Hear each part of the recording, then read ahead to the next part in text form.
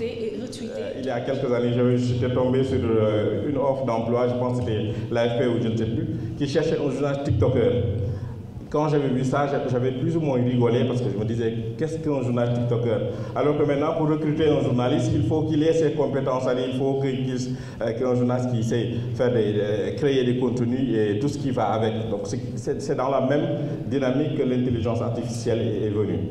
Et ce qu'il faut faire, moi je pense que l'intelligence artificielle, sur des points qu'on va peut-être revenir, mais pour 80%, bon, ce n'est aucune étude qui le dit, mais en tout cas, pour beaucoup de cas, l'IA nous permet de nous faciliter la tâche dans le travail. Parce que, je dis, il y a un gain de temps qu'on arrive à avoir avec l'intelligence artificielle.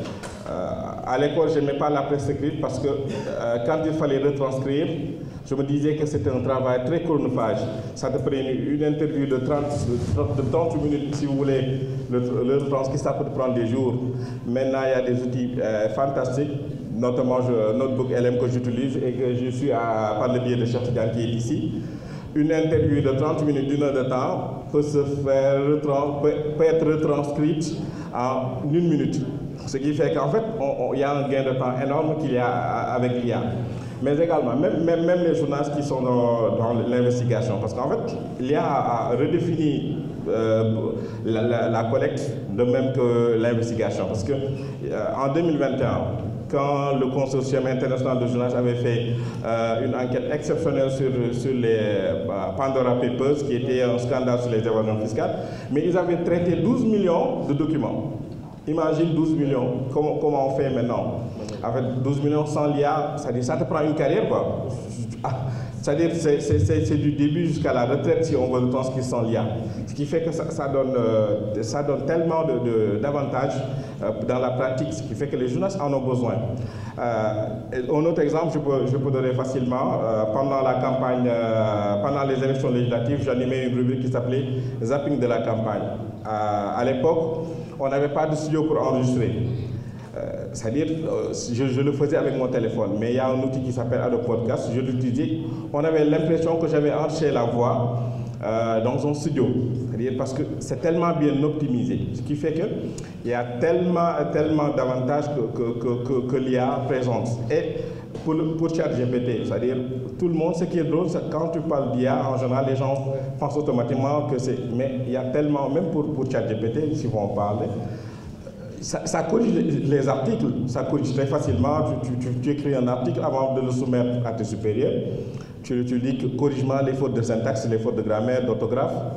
Et ça se fait en une fraction de seconde. Et par la même occasion, Babacar, je fais partie de ceux qui ont testé l'agent IA qu'il a créé par rapport à ça, MediaCheck. Ça donne ça, cette facilité. On n'a plus besoin d'appeler Migui pour lui dire est-ce que tu peux me relire mon texte avant de le soumettre. Donc, c'est-à-dire, il y a tellement de facilité que ça donne, même si parfois, c'est-à-dire, peut-être on va revenir sur un peu les problèmes que ça engendre parfois, parce que certains perdent le style. Il y a une certaine dépendance qu'il y a, mais bon, pour moi, je parle des outils qui sont très simples et qui sont très adaptés dans l'utilisation. Parce qu'en fait, c'est une question d'utilisation. Si on l'utilise d'une manière qui nous facilite la tâche, et ça arrive, les journalistes qui écrivent sur des questions économiques de santé ne vont pas me démentir. Parfois, ils ont des articles très techniques, très compliqués parfois. Excusez-moi, mais à travers l'IA, on peut facilement rendre clair l'article, simplifier l'article après avoir rédigé. Donc ce qui fait qu'on en a besoin. Parfois, on écrit un article qui est très technique, surtout les articles scientifiques, et qui ne sont pas parfois accessibles au plus grand public. Avec l'IA, désormais, c'est possible de faciliter un peu, de rendre clair et de rendre très accessible ce qui concerne l'article. Pour la vérification, bon, je pense que les fact-checkers, Jerry est témoin et qu'elle est là. Elle peut certifier carrément que en termes de vérification, tout ce dont on a besoin, c'est-à-dire même les manipulations dont on parle avec des outils très simples, Google Images par exemple, peut te donner des occurrences sur une image qui a été, moi je me rappelle, un fact-check qu'on avait fait, c'est que c'est Aminata Touré qui avait les crues de Bakel, les crues qu'on a connues durant l'hivernage à Bakel, avait pris une photo du stade Iba Mar Diop, je pense, pour illustrer les inondations. Mais il a fallu juste interroger Google Images pour savoir que l'image a été prise ici et on vous donne toutes les occurrences possibles. Ce qui fait qu'en fait, Ousmane, pour ne pas être très long, ça présente tellement d'avantages pour le journaliste que le journaliste ne peut plus s'en passer. Par contre, comme on a dit, au même moment, il y a les biais algorithmiques. Ça, c'est un problème.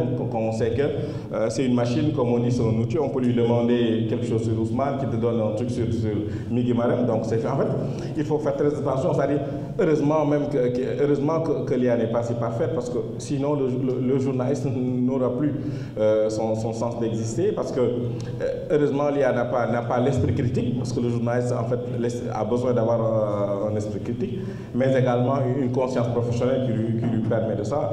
Il y a également ce risque de déshumanisation, parce que, à force d'écrire des articles, ce qui n'est pas bon, on n'a même pas besoin de dire à un journaliste que son article ne doit pas être écrit entièrement par ChatGPT, mais également sur des problèmes éthiques. Et dans ce cas, moi je pense que les journalistes, un panel comme celui-ci, permettra de poser et de faire des recommandations dans ce sens.